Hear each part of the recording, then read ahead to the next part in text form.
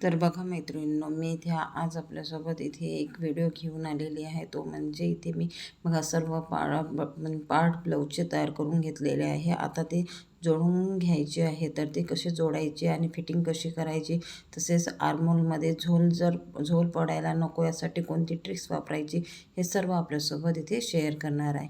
तर बघा इथे मी सर्वात आधी बघा दोन्ही भागाचे मी इथे हे शोल्डर हे इथे जोडून घेत आहे. तर सर्वात आधी मी इथे शोल्डर दोन्ही साईडचे जोडून घेत आहे. तरी बघा शोल्डर जोडण्यासाठी मी इथे मागचा आणि पुढचा भाग घेतलेला आहे आणि तिथे दोन्ही भाग व्यवस्थित एकाला एक जोडून इथे शिलाई करून घेत आहे. आता ही जी शिलाई आहे ती मी इथे अर्धा इंचावर शिलाई करून घेत आहे आणि तो एकसारखा अस्तर आणि मेन फॅब्रिकचा जो कापड आहे तो एकसारखा यायला हवा, यासाठी जो उरलेला भाग आहे तो मी इथे कट करून घेत आहे. आता इथे बघा शोल्डर जोडून झालेला आहे. आता दोन्ही भाग आपले जोडून झालेले आहे. त्यानंतर आता इथे बघा इथे आपली जी आर्महोल्स आहे, आर्महोलमध्ये झोल पडायला नको, मागच्या साईडने पण जे गुंढ्यामध्ये झोल पडायला नको आणि ब्लाऊज फिटिंगला व्यवस्थित बसायला हवं, यासाठी बघा इथे आपण जे मागचे 2 टक्स करतो तर तिथे आपला कापड जातो. तर मी इथे बघा इथे जे काखेमध्ये थोडे इथे कट करून घेत आहे. जे अर्धा इंच आपल्याला दोन्ही भाग कट करून घ्यायचे आहे, तो मागच्या साईडचे कट करून घ्यायचे आहे आणि मग नंतर पुन्हा आपल्याला चारही भाग घ्यायचे आहे आणि व्यवस्थित बरोबर चारही भाग एकसारखे आले की नाही आले ते बघायचे आहे. तर इथे खालवर झालेले आहे. तर मी इथे बघा चारही भाग इथे थोडं टिक करून घेतलेलं आहे. अर्धा इंचावर आपल्याला टिक करून घ्यायचं आहे आणि त्यानंतर इथे बघा वरचं जे शोल्डर आहे ते पण आपलं दोन्ही साईडचं व्यवस्थित एकसारखं आलेलं आहे की नाही आहे ते बघायचं आहे. तर इथे बघा थोडं मागे पुढे आलेलं आहे, तर मी ते थोडं इथे 1/2 इंच कट करून घेणार आहे. तर अशा प्रकारे आपल्या सर्व हे जे भाग आहेत, तर हे जे ब्लाऊज आपण जोडल्यानंतर व्यवस्थित बघायचं आहे आणि ते कट करून घ्यायचं आहे. जेणेकरून बघा आता ही जे आपण जो मोठा इथे कट करून घेत आहे, त्यामुळे इथे जे मागच्या साईडने अजिबात ओळ्या येणार नाही आणि ब्लाऊज फिटिंगला पण व्यवस्थित बसणार आहे आणि आर्महोलमध्ये जे मुंढ्यामध्ये झोल पण पडणार नाही. तर मी इथे बघा हे व्यवस्थित छान फिनिशिंग सहित कापून घेतलेलं आहे. आता इथे बघा ही जी आता बाही घेतलेली आहे मी, ही बाही छोटी बाही आहे. तर इथे हे 6 इंचची बाही आहे. तर मी इथे बघा ही तयार करून घेतलेली आहे. आता इथे बघा जी बाही ही बरोबर मी इथे शोल्डरपासून मधोमध लावून घेणार आहे आणि जो समोरचा साईड आहे तो खोल साईडने लावून घ्यायचा आहे आणि मागच्या भागाला उतर साईडने ही जी बाही आहे ती लावून घ्यायची आहे. तर मी इथे बघा जे मी इथे 1 इंच बाही कापलेली आहे ती समोरच्या साईडने इथे लावत आहे. म्हणजे 1 इंच आतमध्ये खोल बाही कापलेली आहे ती समोरच्या साईडने लावायची आहे, जेणेकरून समोरच्या साईडने अजिबात झोल पडणार नाही आणि ब्लाऊजला वळा पण येणार नाही.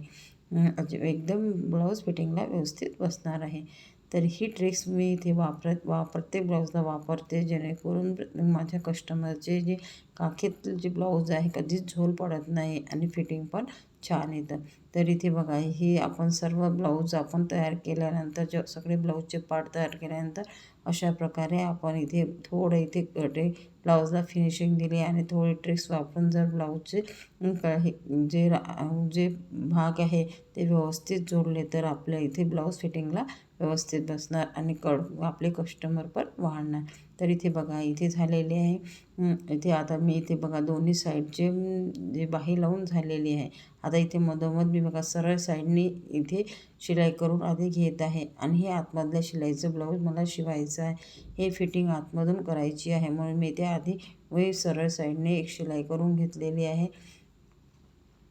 त्यानंतर दुसऱ्या पण साईडला आपल्याला अशाच प्रकारे सरळ साईडने शिलाई करून घ्यायची आहे. तर बघा मैत्रिणींनो, अशा प्रकारे मी इथे हे जे ब्लाऊज आहे ते इथे हे शिवत आहे आणि इथे बघा हे जे दोन्ही भाग आहे ते व्यवस्थित आपला मुंढा जो आपण इथे बाही लावलेली आहे ते व्यवस्थित एका याच्यामध्ये येणार आहे, मागे पुढे अजिबात होणार नाही आहे.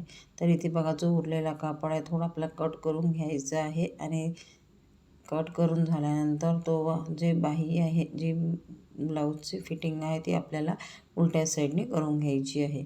आता इथे बघा हे जे बघा मी इथे आतमधल्या शिलाईची फिटिंग करत आहे, तर म्हणून इथे मी आधी सरळ साईडने करून घेतलेली आहे. आता बघा, आता आपल्याला उलट्या साईडने एक शिलाई आधी करून घ्यायची आहे. आता ही शिलाई करून घेतल्यानंतर मग आपल्याला फिटिंग करायची आहे. तर इथे बघा, मी एक शिलाई दोन्ही साईडला करून घेत आहे आणि व्यवस्थित आपल्याला ते बरोबर तिरप्या भागामध्ये करून घ्यायची आहे. आणि इथे बघा, इथे ही जी मागची कमरपट्टी आहे ती व्यवस्थित बघायची आहे. दुरुपाईसाठी आपण ती तयार केलेली असते, ती व्यवस्थित एकावर एक यायला पाहिजे. आता इथे बघा, आता ही जी शिलाई झालेली आहे, आता मी इथे फिटिंग मोजून घेत आहे. तर हे जे ब्लाऊज आहे हे 40 इंच चेस्टचं आणि म्हणजे 40 इंच छातीचं आणि 36 इंच कमरेचं हे ब्लाऊज आहे. तर इथे बघा, ही जी बाहीची मोड आहे ती 7 इंच आहे. तर मी ते 7 इंचवर बरोबर मार्क करून घेतलेलं आहे आणि ते खालच्या साईडनी पण ते माझे जास्त कंबर येत आहे म्हणून मी ते कमरेला पण इथे फिटिंग करून घेत आहे. तर इथे बघा, इथे मी 2 शिलाई करून घेतलेले आहे. आता आपल्याला इथे 3 ते 4 शिलाई करून घ्यायची आहे. प्रत्येक ब्लाऊजला मी 3 ते 4 शिलाई करून घेते, जेणेकरून कस्टमरला जर उसवायचं असेल तर ते उसवू शकतात. म्हणून मी इथे जवळजवळ 3 ते 4 शिलाई करून घेते. आता ही फिटिंगची एक शिलाई मी इथे करून घेत आहे. त्यानंतर आतमध्ये मी 2 ते 3 शिलाई एक्स्ट्रा करून घेते. तर बघा, इथे फिटिंग बघा, इथे मी शिलाई करून घेतलेली आहे आणि फिटिंग पण आता पुन्हा मोजून घेत आहे. तर ही व्यवस्थित बरोबर फिटिंग आलेली आहे आणि इथे बाही पण व्यवस्थित लावून झालेली आहे. बघा, शिलाई जी ही शिलाई आहे ती बरोबर एकावर एक आलेली आहे आणि इथे चारी साईडची शिलाई बरोबर मधोमध आलेली आहे आणि प्रिन्सेस जी कट आहे ते पण छान व्यवस्थित आलेली आहे. फिनिशिंग एकदम मस्त आलेली आहे. आणि हे जे ब्लाऊज आहे माझ्या एका कस्टमरचं ब्लाऊज आहे. तर मी इथे अशा प्रकारे हे शिवलेलं आहे. तर बघा, तुम्हाला हे ब्लाऊज कसं वाटलं तर कॉमेंट करून मला नक्की सांगा. माझ्या या व्हिडिओला लाईक करा, शेअर करा आणि माझं हे चॅनल सबस्क्राईब करून ठेवा, जेणेकरून असेच नवनवीन व्हिडिओ मी आपल्यासोबत शेअर करत राहील. आणि तुम्हाला पण अशाच प्रकारचं एवढ्याच साईजचं जर ब्लाऊज शिवायचं असेल तर तुम्ही अशा प्रकारे शिवू शकता. तर माझा हा व्हिडिओ कसा वाटला लाईक नक्की करा. धन्यवाद.